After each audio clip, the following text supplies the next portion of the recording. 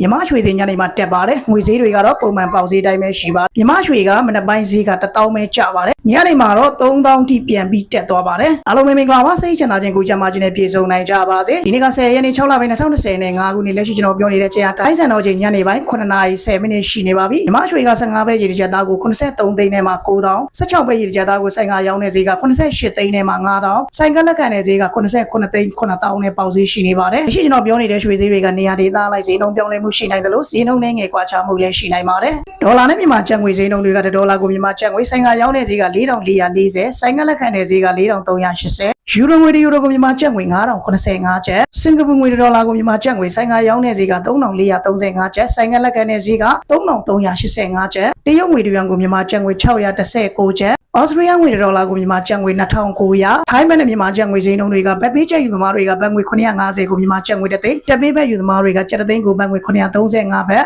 ဂျပန်ငွေ3326.6ခွန်ကိုမြန်မာကျပ်ငွေတစ်သိန်းမလေးငွေ96.61ကိုမြန်မာကျပ်ငွေတစ်သိန်းကိုရီးယားငွေ3152.64ကိုမြန်မာကျပ်ငွေတစ်သိန်းအိန္ဒိယငွေ1925.29ကိုမြန်မာကျပ်ငွေတစ်သိန်းလက်ရှိကျွန်တော်ပြောနေတဲ့ငွေဈေးတွေကနေရာဒေသလိုက်ဈေးနှုန်းပြောင်းလဲမှုရှိနိုင်တယ်လို့ဈေးနှုန်းနဲ့ငယ်ကွာခြားမှုလည်းရှိနိုင်ပါတယ်မိမိတို့တွေနဲ့ငွေလွှဲတော့မယ်ငွေလဲလှယ်လုပ်တော့မယ်ဆိုရင်ဝန်ဆောင်ခပေးတဲ့သူရှိကိုရင်ဖုံးဆက်ပြီးမှပဲငွေလဲလှယ်လုပ်ကြပါလို့ကျွန်တော်ကအကြံပြုချင်ပါတယ်မြမရွှေစင်းငွေဈေးတွေကိုအမြဲတမ်းတင်ပေးပါတယ်မြမရွှေစင်းငွေဈေးတွေကိုသိချင်နေဆိုရင်ကျွန်တော်ရဲ့ဗီဒီယိုတွေကို follow လုပ် like လုပ်ထားနိုင်ပါတယ်အားလုံးပဲစိတ်ချမ်းသာခြင်းကိုကြမ်းမာခြင်းနဲ့ပြည့်စုံပြီးအန္တရာယ်ကင်းလို့ပေးရှင်းနိုင်ကြပါစေ